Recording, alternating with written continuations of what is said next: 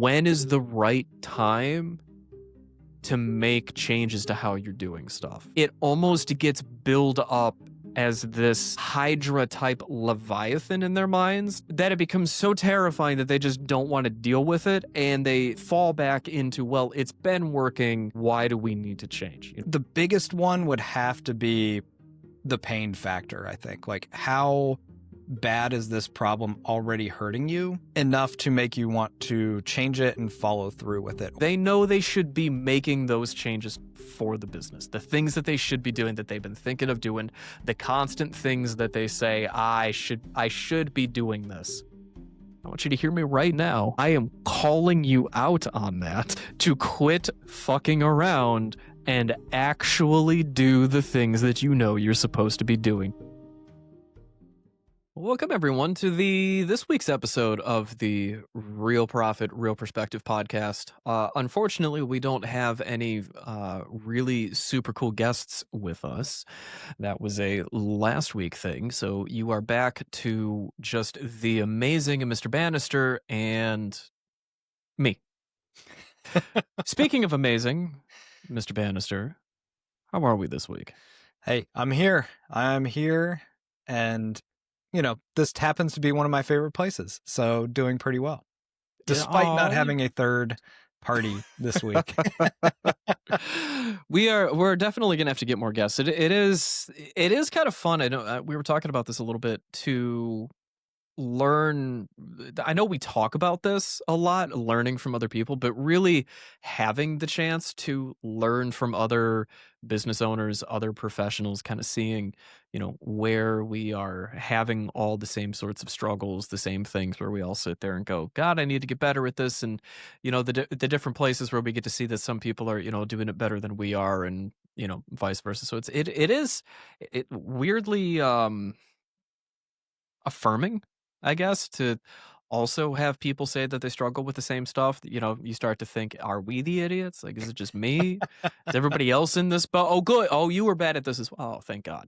That's what I'm saying, man. I think I even said it in the episode to Nick. I was like, man, it's really just reassuring, honestly. It was like you said, you can kind of get in your own like silo or like your own little rabbit hole as a business owner. And, especially us, for those of us working at home and virtually, it's like when it's just you don't have anyone else really that you interact with during the day. Like you can be pretty hard on yourself, start beating yourself up a little bit. And it's nice to hear that, even if you've heard it before, like just hearing it again, like people have the same problems and they work through them in different ways, which I think was really interesting with Nick too, to hear the different strategies that he uses.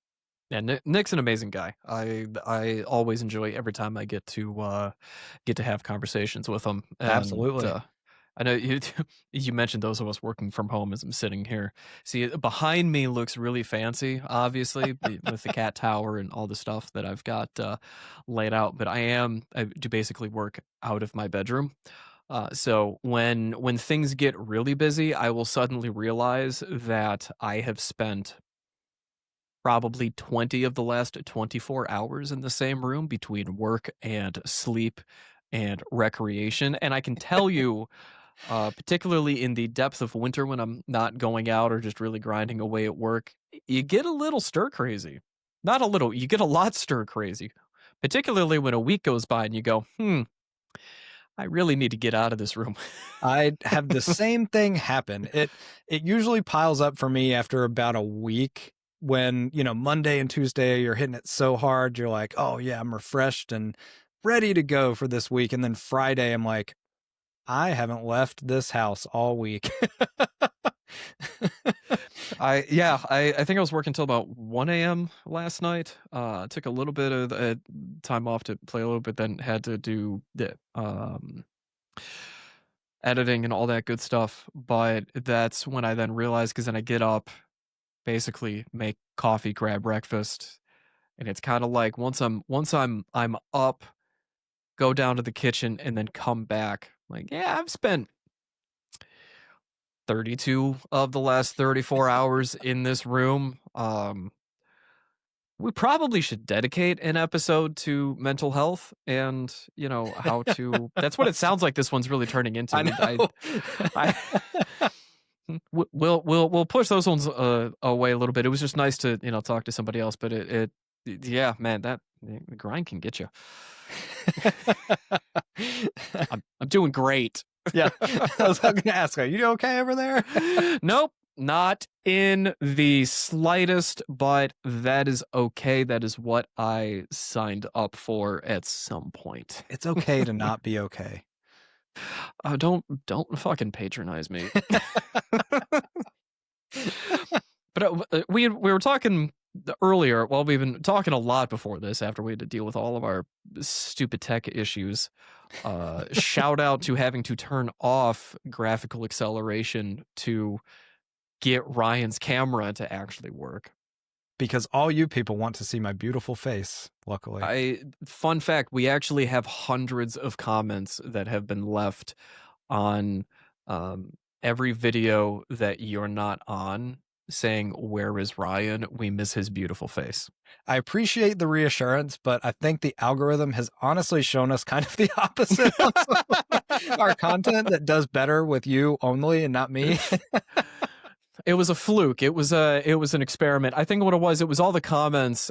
We had to go through and remove them because I think there was a lot of spam in there, or it was the fact that my fragile self-confidence couldn't take everybody complimenting you over me, so I had to just delete, block, get out of here. Yeah. But now that we've got your tech issues out of the way, and God willing, or famous last words, all that's going to be happening is going to be another slideshow of you occasionally looking mildly perturbed. Yeah, just as this goes on. It'd in be that case, really just make sure I funny. make interesting facial expressions like every 30 seconds or something. What we'll do is I'll pull up Paint and we'll just do some stick figure drawings. We'll just superimpose those over when you need to have a new expression on your face. I like it.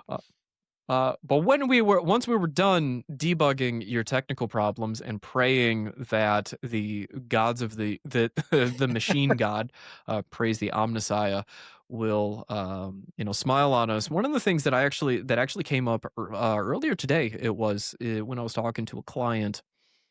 He was talking to somebody else, and basically what came out of the conversation was this idea that this acquaintance is afraid of changing, of making change. And it got me thinking how many people we've talked to or ourselves that have struggled with when is the right time to make changes to how you're doing stuff.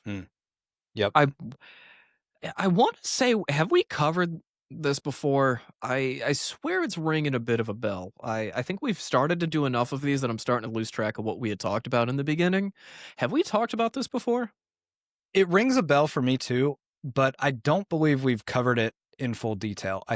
I'm trying to remember which episode rings the bell for this, but I mean, this topic is so relevant. I mean, it definitely deserves its own episode, and if we've done one already, it deserves a second. I mean, just look at the changes that we've made just as we're putting out the content for the podcast, the changes to the YouTube thumbnails, the editing, all that stuff. And yeah, I mean, as we're every week going by making tweaks and changes to things, we figured, you know what?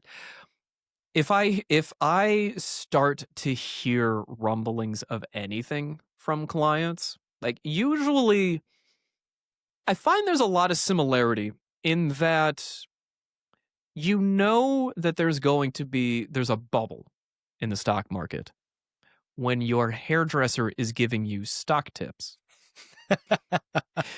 There's some similarities in when I finally hear about problems from clients, because most of them don't tell us shit. Shout out to anybody listening to this who probably still owes me documentation or responses. You know who the fuck you are. It's fine. But I thought it was definitely, even if we've talked about it before, it's worth going over again as we're in the midst of doing a bunch of change internally, and I guess this also kind of works as a follow up to our mid year in review of what how do you approach making change in your organization, whether it's you and a few people, it's you and a whole lot of people. When is the right time to implement a whole bunch of change, versus when do you wait for the perfect time? Yeah, dude, it's such an interesting topic, and funny enough, I was actually thinking about it myself. I think it was even yesterday because I remember this video. I was scrolling through TikTok, and of course, a video on this topic happened to pop up. I remember, so it was a business coach talking about changing as an entrepreneur, and this is kind of catered more towards the solopreneurs and one man, one woman teams out there, and um, really at that level, like how easy and how quickly you can change things in your business. Like when it's just you, I mean, you could go out and switch email providers today, go from Gmail to Outlook or something. And it's kind of a double edged sword in that regard, I think, because if you're changing too much and too often, I think that can be just as bad as never changing anything. Like there's some balance in the middle, but then taking it to the next levels, which I think we've both kind of experienced, and especially in the mid tier, I think, where you're part of a team that still has some pretty good flexibility, but you've got other stakeholders in the decision. And then I think the biggest instance I've faced is back when I worked at Duke, and not throwing any shade at them or anything. Like they have great systems in place, but just the nature of being an enormous organization is it takes a hell of a long time and a lot of work to even make the simplest of changes. So I guess let's start with a like a fundamental precept.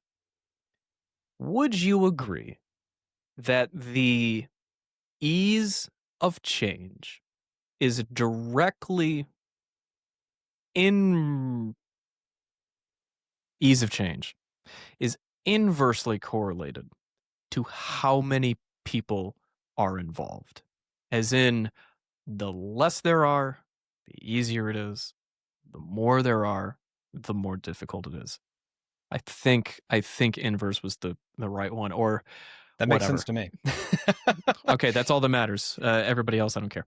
And I mean, the easiest example to me that comes to mind is like choosing where you want to go to dinner. Like I could choose immediately where I want to eat just based on what I feel like. But as soon as you add another party to that question, it gets a lot more difficult. Which I think is the Anybody classic who's like couple argument. It's like, I don't know. What do you feel like for dinner? I don't know.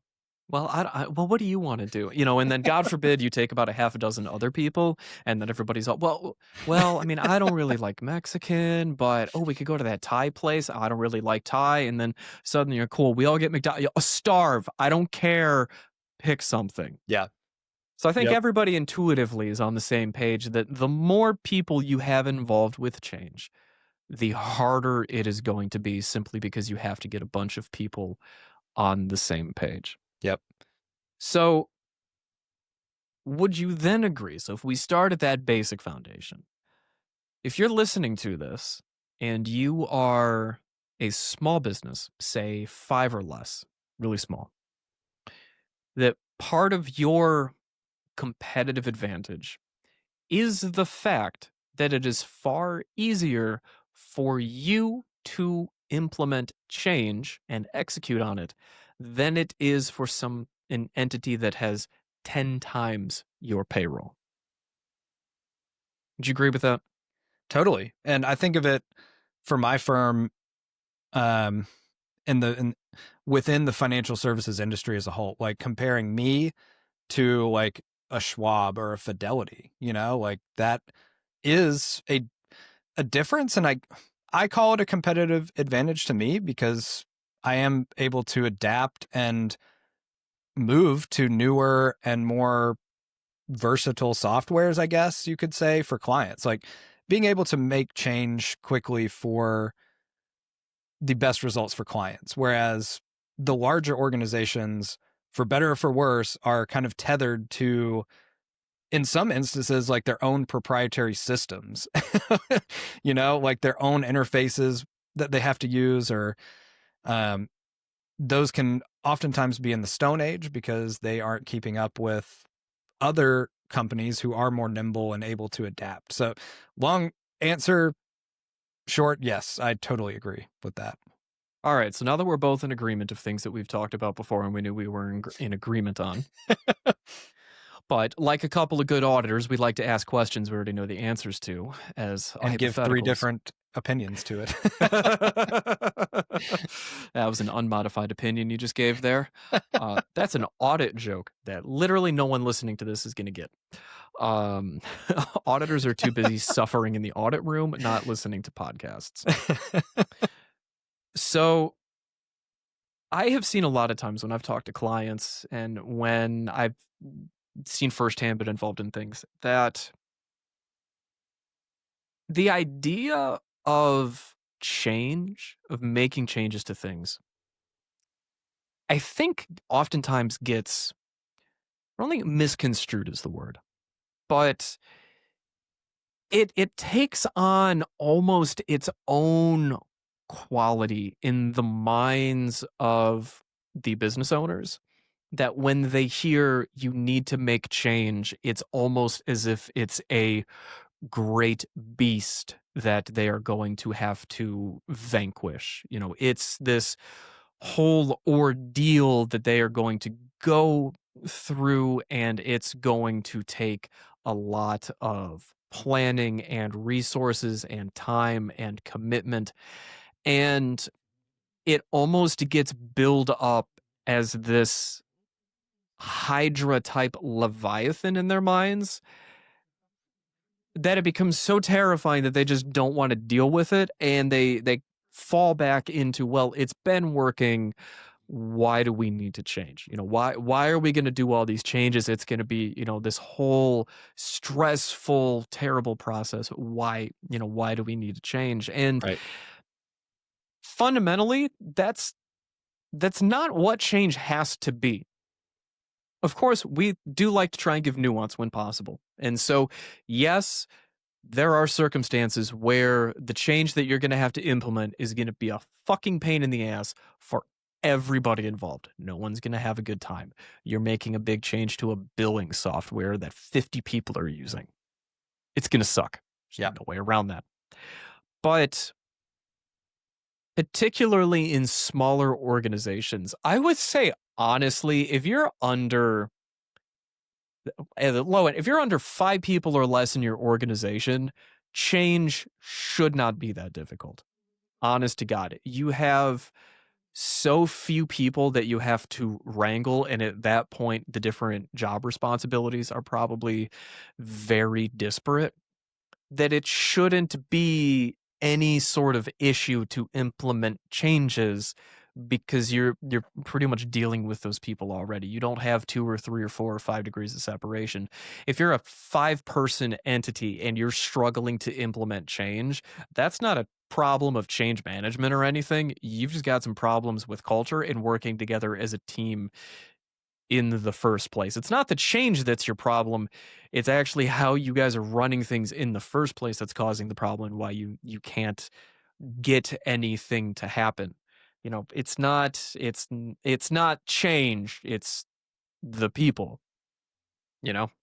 Totally, man. And that's like one thought I had when you're going through that is, honestly, it seems like when you are a team somewhere of like 2 to 5 people, all those people are honestly going to be bringing you a bunch of things that you could change. And you need to Mhm. listen. It's on you at that point to determine like what should be implemented and what isn't, or prioritize what does. You can probably speak to that better than I can, but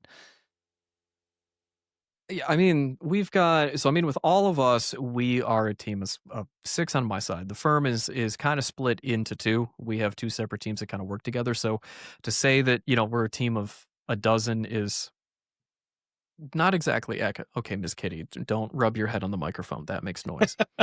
Apologies to anyone that just heard that, I'm sure it was loud.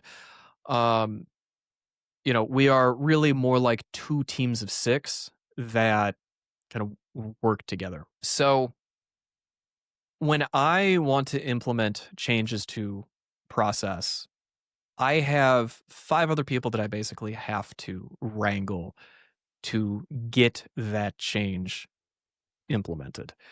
And really, I'm not like I don't make change just for the sake of making change. Let's start continuing to lay this foundation. If you're trying to make changes to stuff, the first thing, and I think this is where once business owners get over their fear of the monster that is change, where they then screw themselves over the most is that they don't understand why they are changing in the first place. They're making a change to a process or a symptom or a thing or something like that, and they don't understand why they're doing it in the first place. If you're changing something, it should be to solve a problem, not just change for the sake of change like every tech company out there that gets a UI that works really well and everybody likes it and they go, ha ha, fuck you guys. Now everything's different. You don't know where all the buttons are. And our UI and UX designers, well, they hadn't done things in a while, so we needed to do some change to justify the fact that, we continue paying them. That's I think literally everyone knows of platforms that have made changes that didn't solve problems and just introduced new ones. So if you're changing shit, it should be to solve a problem. And particularly if you're a team of less than 5 or less than 10, you should know what is the problem we're trying to solve in the first place. For starters, that gets everybody on board once we're all in agreement. Yeah, we have this problem. Basic example that I've gone through. The team didn't know what the hell they were supposed to be doing on a project by project basis because I had no system for tracking projects. So the change we made was adopting an entirely new project management system to lay out all the responsible tasks for each project of things we have to do. Getting everybody on board wasn't difficult. A, they had no choice. Um, but B, because they knew this sucks going through this, let's make this better. And then when it was done, the feedback I got was, yes, this was a good change to implement. This makes it a whole lot easier for onboarding on how to do things. This was good and everybody goes along with it. And I think that's when you're talking about making change. Both sides of not making change because you're terrified and changing shit because you've no idea what you're doing, both are kind of a fundamental missing of I have a problem I need to solve, and this is how we're going to solve it, and then this is how we're going to bring everybody together. I don't know. Does that make sense to you, Ryan, or am I just rambling? It does. And I think, well, where my head goes on that is I think like you mentioned addressing what the real problem is and not necessarily throwing money or software at a problem that really lies somewhere else. Like if you're, I think you mentioned it earlier, like your team culture, like if you're not working well together, a different software isn't necessarily going to improve that. You have to address the real issue. So I guess that's where clear communication comes into that, and knowing like what's going on within your team to be able to take that information and then interpret it to decide like what needs to change to improve, if I'm making sense on that. You are. I think a lot of it, the this is what makes change really difficult at large organizations, is data that tells you what the actual problem is. You know, I think both of us, when we've talked in previous episodes, prematurely moving on something when you don't fully understand the nature of what you're getting into Okay, Yep. cat, you're about to knock over my camera. No, no, no. Yeah, may need to mute my mic real quick and move the cat. Actually, I'm gonna do that. Otherwise, this camera's gonna fall and it's gonna be loud.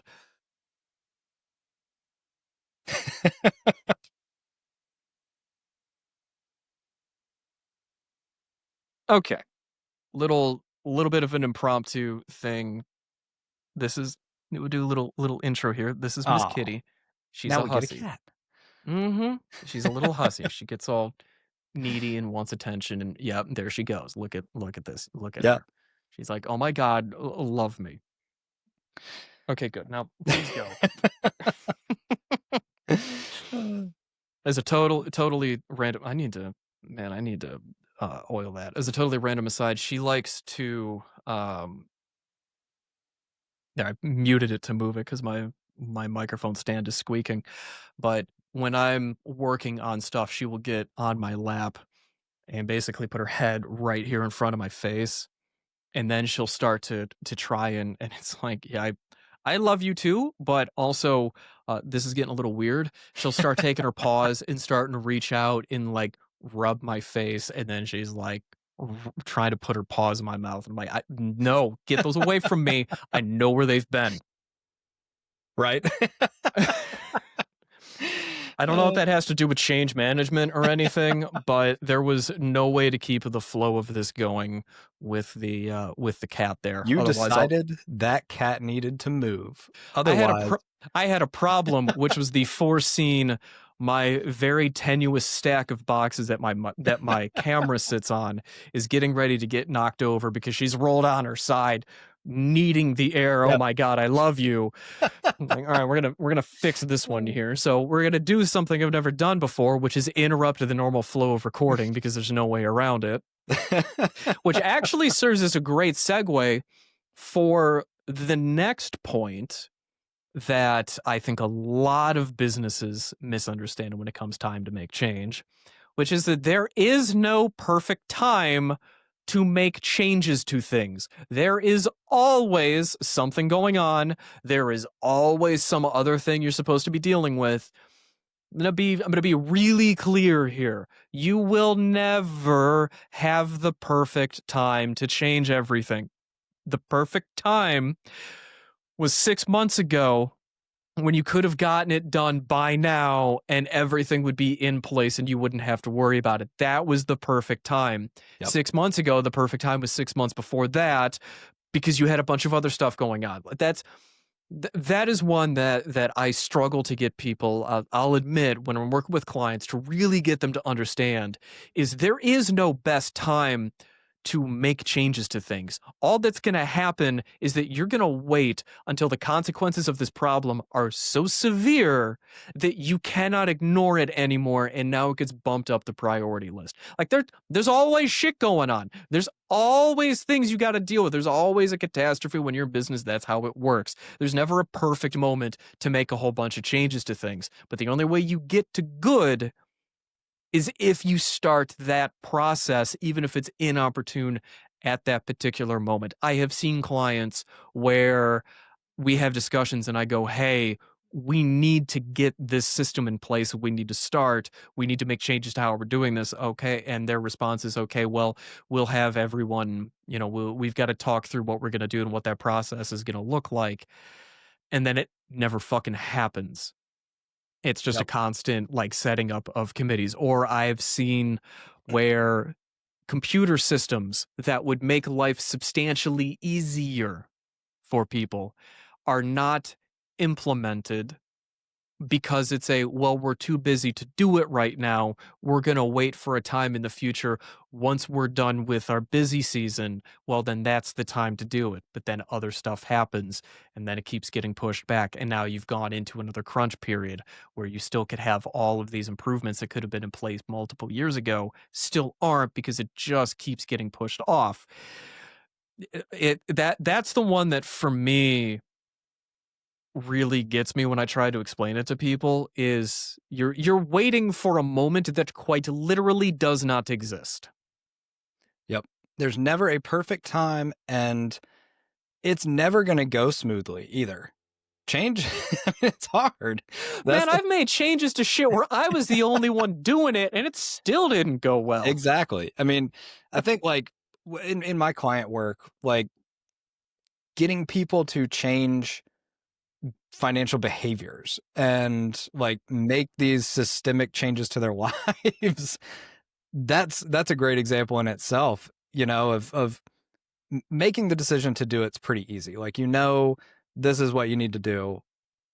How do we do it? Well, you have to change this, this, and this, and you have to do it for the next 6 months or something. You know, that's where I think the rub comes in, where it's really hard to stick to it as well, depending on what the change is. And I have seen it both ways, you know, where clients will follow it to a T, everything's great, and you ride off into the sunset. But if you don't follow through with the decision you make, or you let it just kind of slide along and bubble up until eventually it just builds and builds enough to cause you even more problems than if you had just never done this thing in the first place. Like, it's awful at that point. So I haven't done enough asking you questions. I think per our contract, I have to ask at least one per episode. We have a So quota. here, we do have a quota. So here is my contractually mandated question to you. What have you seen as the difference between the clients you have worked with that are able to make the change, follow through, and stay disciplined versus those you have worked with where you walk through what they need to do and then they absolutely do not follow through and basically disregard things. What is it? Is there a quantitative part? Is there some kind of identifiable factor you've seen? Is it personality? In your experience when you've seen that, what really drives that kind of dichotomy? Ooh, such a good question. If you can answer it, I'm pretty certain you're able to write a book. Absolutely, man. And I think that's the thing with it, is there are a bunch of factors that can go into that, but the biggest one would have to be the pain factor, I think. Like, how bad is this problem already hurting you enough to make you want to change it and follow through with it? Or part of that, like, maybe understanding of what's going on, which partially falls on me as the person recommending these things, right? Like, I have to educate you well enough to understand like what's going on. So to understand why you're doing this, and then also have that pain, I guess, enough to make you to want to make the change. So let me ask you this then. For those where they needed the pain, have you worked with anyone where the only reason they legitimately listened to what you were telling them is because their personal living situation, whatever we're looking at the changes that need to be made, hurt so much that their natural tendencies were overridden by this kind of external pain factor? Yes. So I think so what you're asking is, are there clients who, I guess, felt the pain enough where it forces They you to make. actually yeah, they actually made changes, where you had basically you had talked to them in the beginning and rationally walked through, here's the things we got to do, here's what you need to do, here's what the repercussions are going to be, and they went, okay, yeah, that's fine, I get it, and then they completely kept doing what they were doing, and you said again and again, hey, this is what's going to happen if we keep doing this, and they said, yeah, yeah, yeah, we understand, and then it finally happened, and then they went, oh my god, we didn't understand how bad this was going to be. Yeah.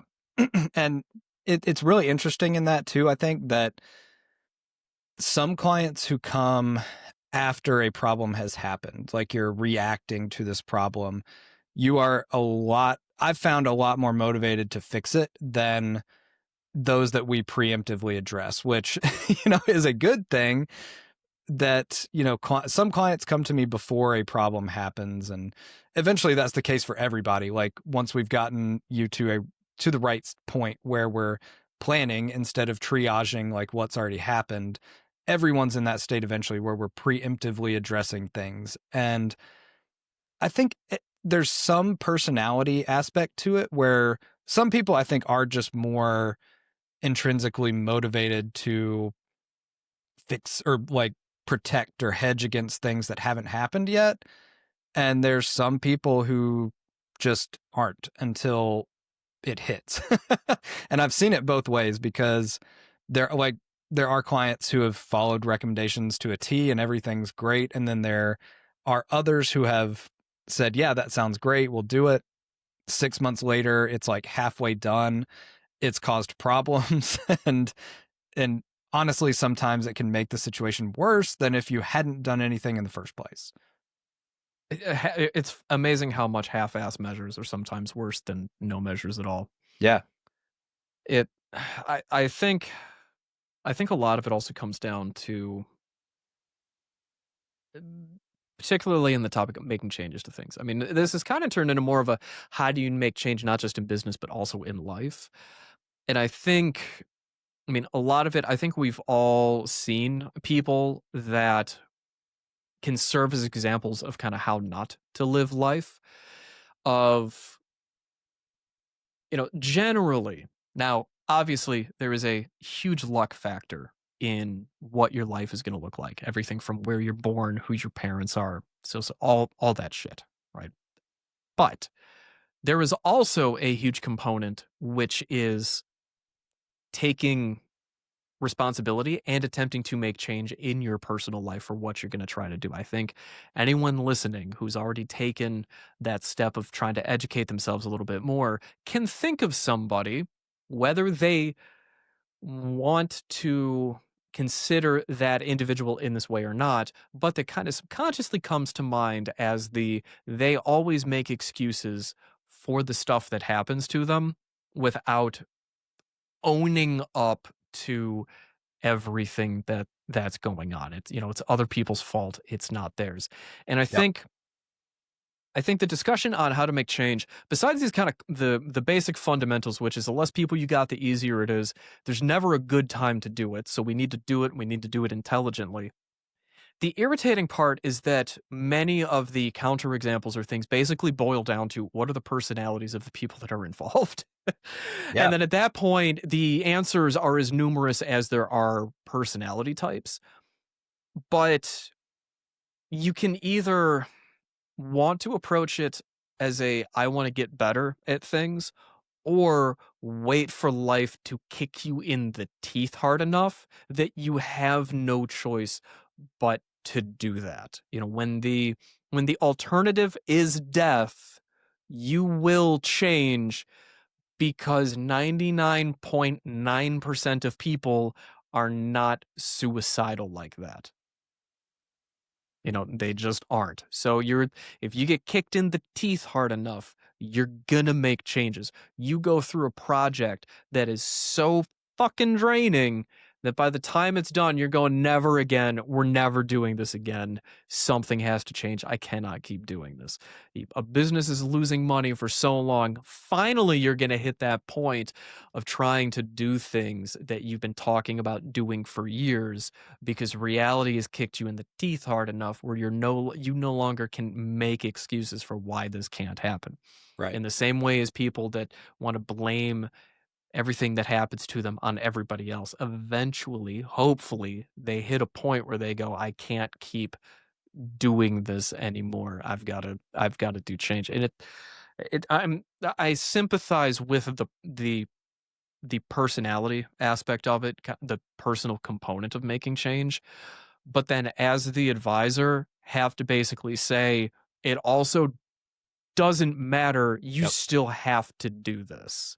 And if you don't, here's what's going to happen. And we can either do it now, or I'm going to wait for your life to suck so much that when we have this conversation the next time, and I say, are you going to do this? you do it instead of saying, yeah, I'll get around to it. I think I'm venting just the tiniest bit. Well, and that's the problem you run into in a service business, you know, and at least in some of them, like where we are, there's only so much that we can physically do for clients, especially me, right? Like there are limits placed on me as your advisor, your investment manager for very good reasons. Like, so I don't steal your money. And luckily, I'm not a bad actor, but there are literal examples of people who do this. And that I think is part of that, I guess, personality difference, or you know, trying to chalk it up to one or two things, like what makes the difference there, I guess. But you know, whatever it may be, there's only so much. Like you have to take the ownership of it and the accountability to eventually make the decisions to do it. And that's, I think, the episode that finally clicked for me that this is related to, like the decision making episode and accountability as well, Yeah. like your support system for one, making the decision, and two, following through on that decision. Yeah, I think anybody that's listening to this that has made it to this point and here's me talking right now. So we're going to get very meta. Is it meta if it's a podcast, since that's kind of the structure of this anyway? We're breaking the fourth wall. The fourth wall that doesn't even exist in the first place because of the express purpose of what we're doing here. But Yep. yeah, it's fourth wall breaking. Call me fucking Deadpool. Anybody that hears this right now and has that thing, and I'm just going to talk in the context of business right now. I'm not getting into y'all's personal lives. Get into that stuff. Y'all need therapy. You don't need an accountant, despite what some people will try to do during meetings. Um, we are no, try as some people might, we are not a replacement for actual therapy. There are financial therapists, but that is not me. You know, kudos to them. Yeah, that's that's the worst of both worlds on that. Fuck that shit, man. There is no way that I would take the therapy aspect plus everything else. Having that barrier of saying I'm not unpacking your childhood trauma. Unfortunately, your childhood trauma is impacting your fucked up business. Yep. Like, it is related, but I want you to understand I'm not getting into that. We could, but I'm not going to, because no. You're not willing to pay my fee for unlicensed therapy sessions. But anybody going back, so difficult to stay on topic. Anybody listening to this that has that thing in the back of their head where they know they should be making those changes for the business, the things that they should be doing that they've been thinking of doing, the constant things that they say, I should be doing this. I want you to hear me right now. I am calling you out on that. To quit fucking around and actually do the things that you know you're supposed to be doing to make things better. Not, oh, I'll get to it next week, or we're going to wait for the perfect time, or I need things to die down before I can really get to it. Because guess what? That never happens. There's always going to be something else. Your work dies down. Guess what? Something just happens in your family life. Now you got to deal with the personal component, and you still got those problems around. So if you're hearing this, my advice is to finally just deal with the shit and get it over with, so that you can get past it and move on to the better things, instead of letting that constantly pull you down. Just deal. The more you change, the easier it gets to change, because you're used to changing. Yep. I think changing, weirdly enough, is kind of like a skill. It's probably an offshoot of personal development. The better you get at developing personally, the easier the rest of the stuff gets, because you're already used to psychoanalyzing yourself and going, I fucking suck at this. I need to get better. I don't have a snappy one-liner to end this on, except, you know, or at least my little rant here of, hey, you know, like do the things that you know you need to do, and quit waiting for the perfect moment or the perfect people or things to be just right. Do it, get messy, get dirty. Because going back to thank you for saying decision making, because I knew there was something that was ringing a bell. I feel like part of this we've already talked about, and Yep. it was the decision making of once you start it, then suddenly you get a whole bunch of new data, and now you can change in a better way. It's an iterative process. Apparently, decision making is just another word for changing. Yeah, and I think it's sort of like combined in like that you make the decision to once you have addressed the issue and like you know where you need to change, so then you have to use whatever process you use to make a decision and then hold yourself to that, right? And so Hmm. I don't know. I mean, tell me what you think about this, but if I think to piggyback on that, if there's anyone who's listened this far that is in that boat that needs accountability, or you need to do something to change in your business but you're not sure what, or you haven't identified it, like now that we're doing guest spots on here, like feel free to shoot us a message or drop a comment and we can maybe give you a little free consulting on those. Oh man, Give you some accountability, you know. that was a beautiful plug for a guest spot. Man, that was smooth like melted butter. That's me, smooth operator. That was as smooth as all the butter that Paula Deen puts in all her food. No, actually that's an interesting point. We should definitely should open things up to having people on to really talk things through. And I know there's other channels and podcasts that do that as kind of a obviously it makes for great content Yeah, because then hey, we hold you've got ourselves accountable on here. We might as well try to help some other folks, you know? either that or people are listening are going, I don't want them to question me like that. Be like, you're already thinking about it wrong. If you're starting to shy away, you're making excuses. Get back here. Get back over here. Book a spot so that we can psychoanalyze you on the on air for everybody to listen to and to make great content. Yep. But that was good, and it would be it is always interesting when I can really get into the mindset of those that are having those troubles. I'm gonna get weirdly not like sociopathic, but really like clinical in how I'm gonna describe this. But you don't weirdly enough, you don't learn a lot from a client that does everything you tell them and then stuff goes well. It 100%. it doesn't weirdly enough, those aren't the ones where you really also sit there and go, "Yeah, this was an engagement that, felt like we delivered a whole lot of value." You'd kinda go, "Oh, we said it, they did it, things worked out." Well, that verified that we know what we're talking about, but you don't learn as much from those as when you have more of that friction with whoever you're trying to work with, where they almost have to go through a character arc to hit that endpoint to then do all the things that they're supposed to be doing. It's Yep. where they maybe it's because both of us are broken in the head from being auditors. That there is a part of our soul that just doesn't feel fulfilled unless we have some sort of struggle to go through or conflict. We just lose ourselves if everything is smooth and there's no problems. We start getting, cold sweats like come on, man, you got any problems for me to fix? Like is everything's going well? Oh no, something terrible is going to happen. Yeah.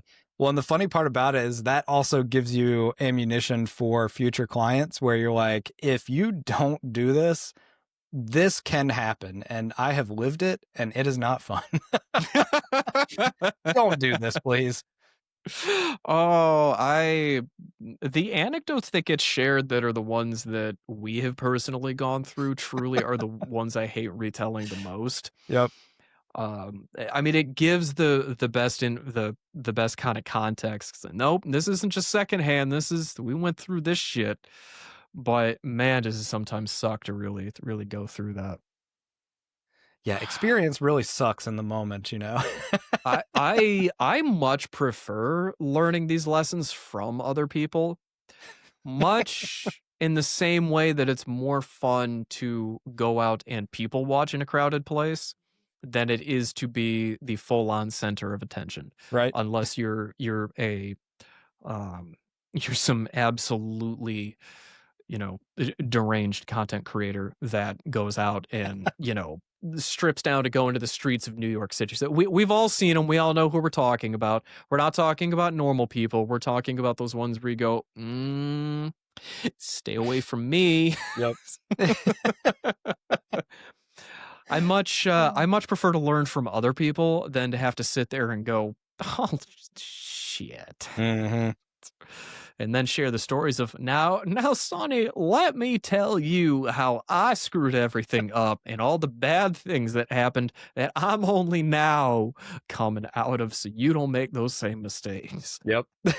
I much prefer to start the story with I saw someone instead of, well, I did this. Yep. Anyway, that's why we need more guest spots so that we can continue to learn from other people so we don't have to make more mistakes, please. Help us, please. Help us save us from ourselves. Help us, random people. You are our only hope, Obi-Wan. You know who you are. No, let's be real. It's everybody that's got a business. Yeah. Everyone that's got a business, even if it's a side hobby or it's full, there's that thing you're putting off. Let's have a chat and see. But I think my big thing when it comes to change really is just reiterating that if you can stop putting the idea of making change in the business on almost a pedestal or on this mountain and treating it as this insurmountable thing, and then realize that there is no better time to start it, usually, than today. Of course, I know there are reasons why you push things off. Somebody will leave a comment saying, "But Connor, my entire family just died. Is now the perfect time to, implement a bunch of change in my business?" Well, you don't have anyone to distract you. Say, you tell me. This is on you. Sounds to me like you've got nothing but time available to focus on your business. What better way to drown out Hyper-focused. your sorrows than by constantly working nonstop? Take your grief, channel it into the business so that at least you can have money that you can then go out to, you know, deal with your grief. Uh, And then in 10 years, you can address the problem of being a workaholic. I mean, look on the bright side. If you channel that into implementing solid change in the business and making everything better, generally better business means it's more profitable. More profitable means more money for you. More money for you means that you can go out and afford the proper therapy and grief counseling that you will need to deal with all of the baggage that you just shoved deep, deep, deep, deep, deep down while you were doing Yep. all that, so that as you start to pull all that back up, you don't go on a psychotic bender. I think we've done Yep. 20 episodes, so I think we're allowed to get a little more, little darker with our humor here. We've worked for this. We've worked We for have this. we've grinded long enough to make jokes like this. This is also where everybody starts to go, "What the fuck is wrong with you?" Hey, after 50 minutes of talking, you get a little loopy, you know? I, we spent an hour and a half fixing your goddamn technical problems to begin with. Before it started, I was already ready to lose my shit. Yep. There is nothing, truly nothing that pisses me off more than having to deal with the IT problems. Yep. I have just because I have to share this. Um, Whatever, whoever's listening, it's 53 minutes. You can stay another like 10. You're not going anywhere. Continue to listen to push off your problems into the future. It's okay. We'll enable you like that. But when the episode's over, then you have to promise to go out and implement proper change. But my youngest brother is telling me, my computer monitor's not working. It suddenly isn't turning on and anything like that. So me being the studious and wizened IT professional that I am, started to run over in the list of my head what some of the problems could be and most common things. So went in there and then started with usually the most basic, which was double check the power cord. Is it plugged in? Pulled it out, plugged it back in, grabbed the top of the monitor, pushed it in, made sure it was in there good, hit the power button, turned back on. All I did was look at him. Not as bad as the horror stories I've heard from other IT people that say I drove 45 minutes to a client site because they said the server wasn't working Ooh. and the goddamn thing just wasn't plugged in. After swearing on their mother's lives that the server was plugged on and all the lights were on and it was working, and it just wasn't plugged in, wasn't turned on at all. You'd think we'd have a better solution to this by now, but alas. Do you want my ideas as the person who's had to do IT or as the responsible professional? Because those have two very different answers. I'll let you be the determiner on that. We need more training in schools. And if you're a professional of 30 years that, ever calls in an IT ticket that your computer's not working and it's not plugged in, straight to jail. Just that's it. Straight to jail. Yep. We'll be humane here and it won't be the death penalty, but just that's it. You're done. The computer's been around long enough. There's no excuse for not knowing how some of this stuff works. Had people younger than me in their mid-20s that have struggled to, as we've worked with them to operate their computers. And it's one of those where I'm like, okay, now the older people I get. You're 23. What the fuck? It's like, why are your computer skills the same tier as my dear old grandfather? Possibly worse. Where did we go wrong? How did we get here? Something's got to change. I don't know what it is. I think we've dumbed down computers too much. Yeah. It's where I'm going to end this with a rant on the state of technology. The state of technology. Back in my day, computers didn't just work. You had to go into the BIOS and change all the different settings to get your monitors to work and adjust your frame rate. But now, everything just works out of the box. Tell it to me good, Grandpa. Get the hell off my digital lawn, you assholes.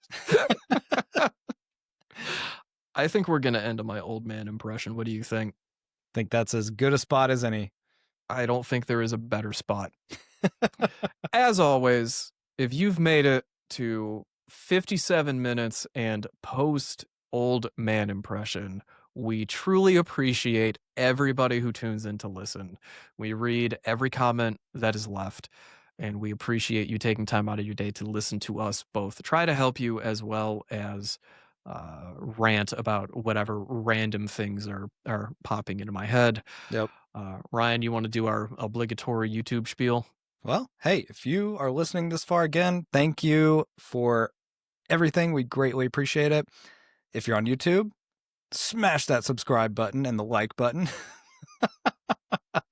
Leave a comment if you dare. Spotify, follow us. Thank you. We appreciate it. And we will see everybody on the next episode. Take care.